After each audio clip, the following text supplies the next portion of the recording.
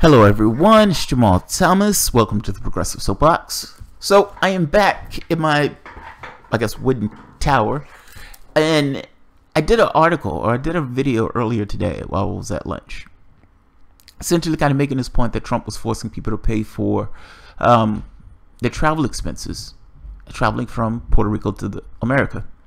That story has been redacted. So let's see, not redacted, but that story has been retracted. Let's put it that way.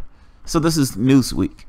Update. President Trump's administration will not require impoverished Puerto Rican hurricane victims to pay the full price of evacuation flights, contradicting earlier reports that it would maintain the pricey flight policy for the United States territory. State Department policy does force emergency evacuees to sign a promissory note for the full fare flight before leaving, according to MarketWatch, and such notes require the rescue person repay the cost of the transportation to the United States government. But the Fed said the rule would not apply to Puerto Rico, where millions are without electricity and steady access to clean water more than a week after Hurricane Maria pummeled the island. I like they put that dig in there. There's steady access to clean water. They don't have steady access to clean water more than a week after Maria has pummeled the island. The word that hangs out there that grabs your eye, or at least grabs my eye, is a week after Hurricane Maria has pummeled the island. In my other video, I tried to make a very particular point about that story. But the story, look, it hasn't necessarily changed for me. Ultimately, they need our help. We need to send help. The military right now is over there assisting Puerto Rico. I'm saying that's not enough. Congress needs to do its job and approve funds for Puerto Rico in the same way that Congress would approve funds for Florida, Texas, Virginia, North Carolina, or any other state that was adversely affected by some kind of inclement weather or some kind of act of God. This is ABC News. Elaine Duke, and by the way, Donald Trump is pretending as if he's been just fucking awesome for Puerto Rico. You have not. You have not. I've read some right-wing notes or right-wing advertisements, or not advertisements, right-wing media's perspective that, hey, at least the military is there. The military is doing something. The military is there. Right-wing media is trying to make you think that nothing is happening in Puerto Rico. Right-wing media or left-wing media is trying to get across the point that these are human beings that are in need of our help. And if it was a state, that the United States would have behaved differently than they're behaving now. That's what left-wing media is getting at. At least that's what I'm getting at. That's what I'm getting at. So Donald Trump is full of it on this. Elaine Duke, the acting secretary of the United States Department of Homeland Security, said today that while she was proud of the federal response in hurricane-savaged Puerto Rico, the situation on the ground is still not satisfactory. I am proud of the work that's being done, Duke told press conference in San Juan this afternoon after arriving in the United States territory. Colony. After arriving in the United States colony. Let's call things what they are. Clearly, the situation in Puerto Rico after the devastated hurricane is not satisfactory. Duke added that the progress she's seen so far is very, very strong. With more roads cleared, power being restored, hospitals reopening, and potable water becoming readily available. That's a shiny, that's a blue sky announcement. It appeared to be an attempt by Duke to clarify earlier statements that had angered the mayor of Puerto Rico's capital city, in which the Homeland Security chief called the relief effort on the island a good news story, with necessary supplies being delivered and federal agencies working hard to distribute those resources. We are using air support when we can't get through. We are clearing the roads regularly. We have expanded greatly. Probably 90% of the island is accessible now, Duke told reporters outside the West Wing of White House on Thursday. Reacting to Duke remarks, San Juan Mayor's Carmen Yulin Cruz said today the situation on the ground was in fact not a good news story. I don't trust anything that comes out of Trump's mouth. That's the first point. I don't trust anything that comes out the staff of Trump's mouth, because I understand they work for Donald Trump, and the person who they work for is a flaming liar. So I want to hear from the mayor of San Juan. I want to hear from the people who are actually on the ground in San Juan. Hey, how good has the government that owns you, how good have they done in clearing the relief effort? Let's hear their response.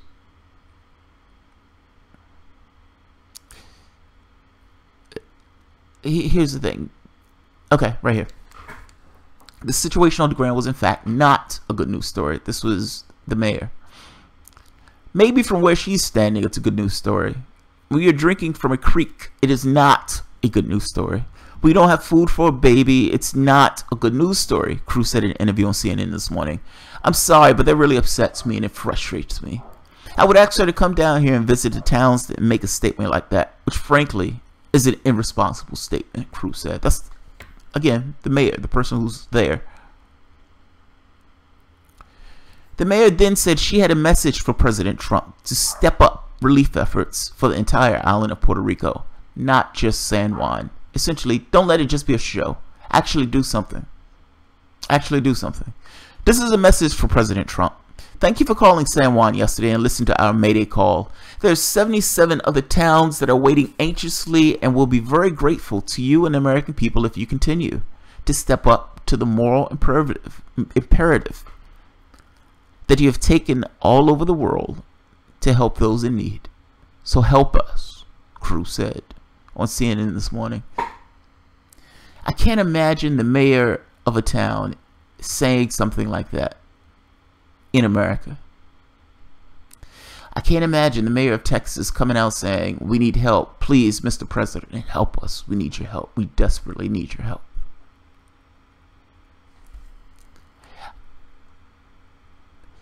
Trump tweets about amazing FEMA response in Puerto Rico, but locals say still waiting for aid. How the federal government has responded to Puerto Rico since Hurricane Maria. Reporters know those are just the articles.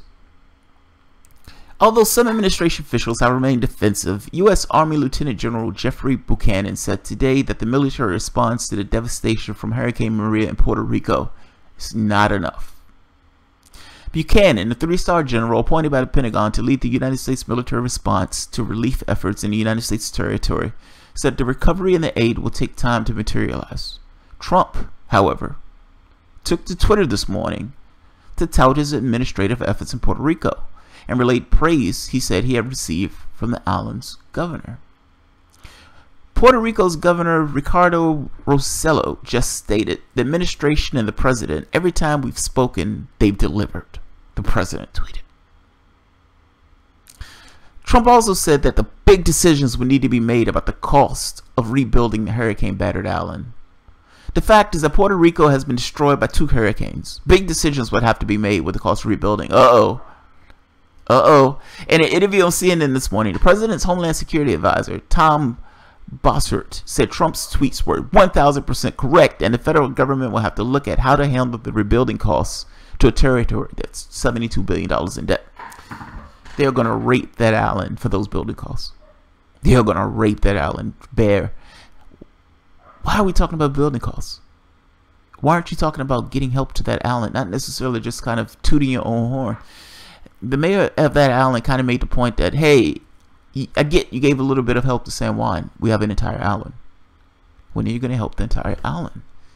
And people were taking issue with me kind of making this point about, if this was a state, this would not have been the response.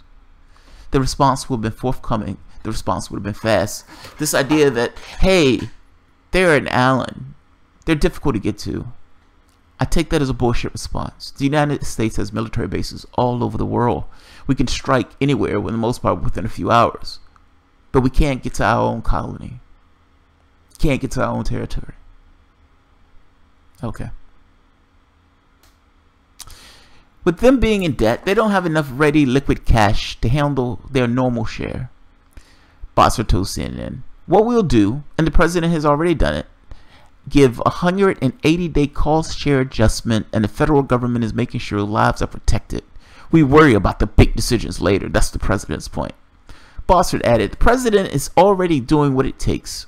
What he's doing is what every good leader does, is looking at the horizon for decisions that will come over the next 3 or 4 weeks and the next 3 or 4 months. Look, Puerto Rico is being blamed for stuff that Puerto Rico didn't necessarily have a full hand in. Puerto Rico is a colony of the United States, and Puerto Rico is constrained by Congress and whatever Puerto Rico does. That's the first point. The second point is they're going to use contractors and other means to rape that island over when it's time to rebuild that island.